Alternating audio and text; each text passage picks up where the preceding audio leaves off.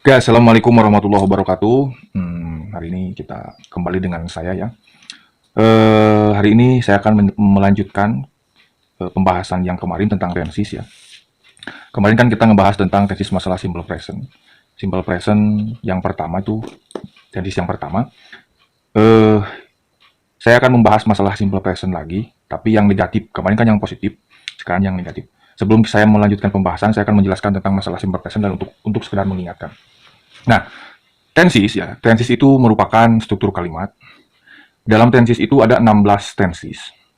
16 tenses dalam tenses itu. Apa sih tenses? Tenses itu saya katakan sekali lagi struktur kalimat dan merupakan rumusan grammar dasar itu tenses ya.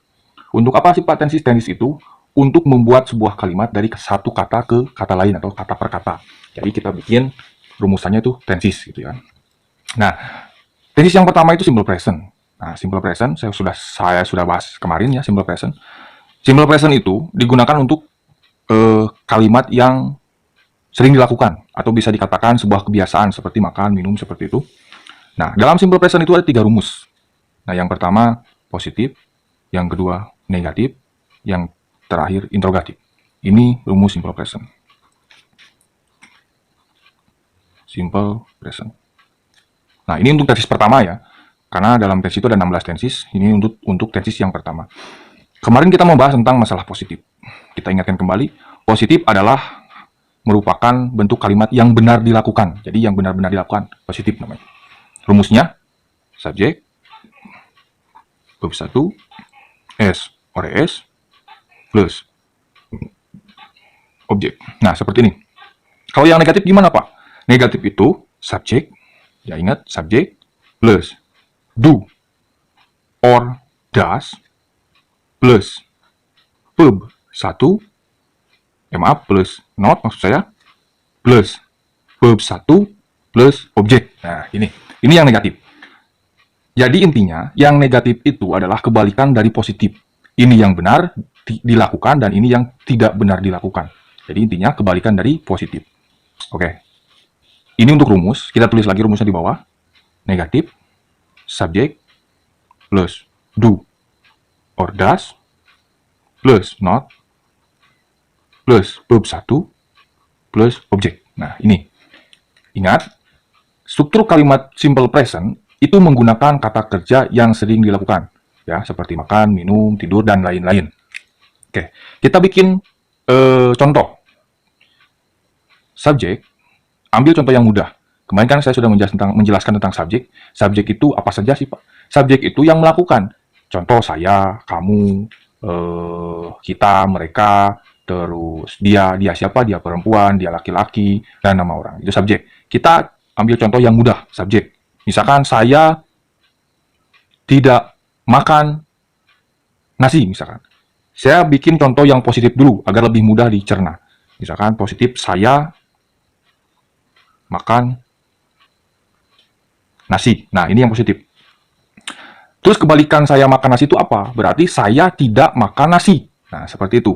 Saya tidak makan nasi. Nah, seperti ini. Ini kebalikan dari saya makan nasi. Ini positif, ini negatif. Inggrisnya gimana? Nah, kita bikin kalimat secara bahasa Inggrisnya dengan menggunakan rumus simple present. Untuk positif, saya itu I. Makan itu eat. Oke. Nasi itu rice. Nah, seperti ini. Ini yang positif. Gimana sih yang negatifnya? Nah, berarti sesuai rumusan yang di atas. Nah, yang ini subjek dulu I, terus kita tambahkan ini do, terus kita tambahkan ini not, baru kita tambahkan kata kerja. Ya, seperti ini. Oke, paham? Nah, bagaimana sih Pak menggunakan kalimat atau menggunakan kata pelengkap do dan does? Oke, bagaimana caranya? Kalau kalimat atau kata pelengkap do dan does, ya, do itu digunakan untuk subjek I, you, we, they. Nah, ini untuk do, ya, untuk do. Kalau does, digunakan untuk subjek she, he, it, atau nama orang. Nah, seperti ini. Oke, kita kasih contoh dari awal. Misalkan saya atau I eat rice, ini untuk positif. Kita bikin negatif, berarti I, subjeknya I itu menggunakan do atau do ya. Do not eat rice. Oke. Kenapa sih Pak harus menggunakan not? Ya, karena ini merupakan negatif ya.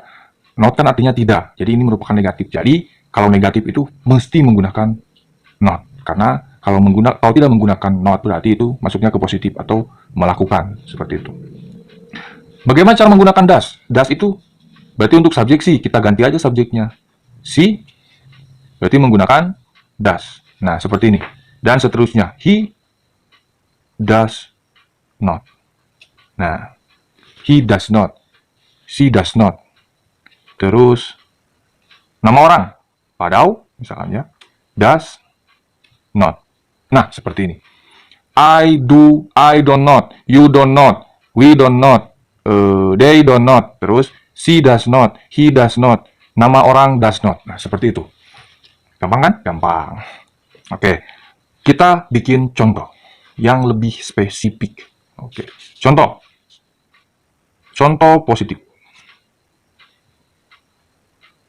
I eat rice. Negatif. I do atau do not eat rice. Terus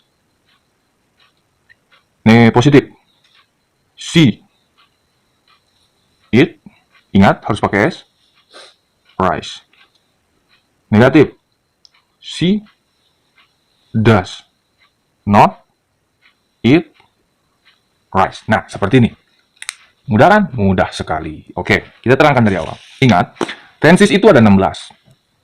Dan tenses yang pertama itu simple present. Apa sih simple present? Simple present itu bentuk kalimat yang digunakan atau struktur kalimat yang digunakan untuk kegiatan yang sering dilakukan atau kebiasaan. Dan dalam simple present itu ada 3 rumusan. Yang pertama negatif, yang kedua positif, dan yang ketiga itu interrogatif. Yang positif itu yang benar dilakukan, dan yang negatif itu yang tidak benar dilakukan atau kebalikan dari positif. Oke, rumusnya subjek, do or does not, plus verb 1 plus objek. Itu rumusannya. Terus bagaimana cara menggunakan do and does? Menggunakan do and does itu tergantung dengan subjeknya. Kalau misalkan subjeknya I, you, we, they, ya, itu menggunakan do. Kalau misalkan subjeknya I, you, we, they, itu menggunakan do. Kalau misalkan subjeknya she, he, it, atau nama orang itu menggunakan does. Berarti I do not atau I do not, you do not, we do not, they do not, she does not, he does not, dan nama orang does not. Nah, seperti itu. Terus bagaimana sih Pak? Kok tidak menggunakan S or ES dalam kata kerja? Nah, dalam negatif itu tidak usah menggunakan S or ES seperti positif. Karena sudah tergantikan oleh do dan does. Nah, seperti itu. Contoh, I eat rice. Nah, I eat rice. Jadi, I do not eat rice.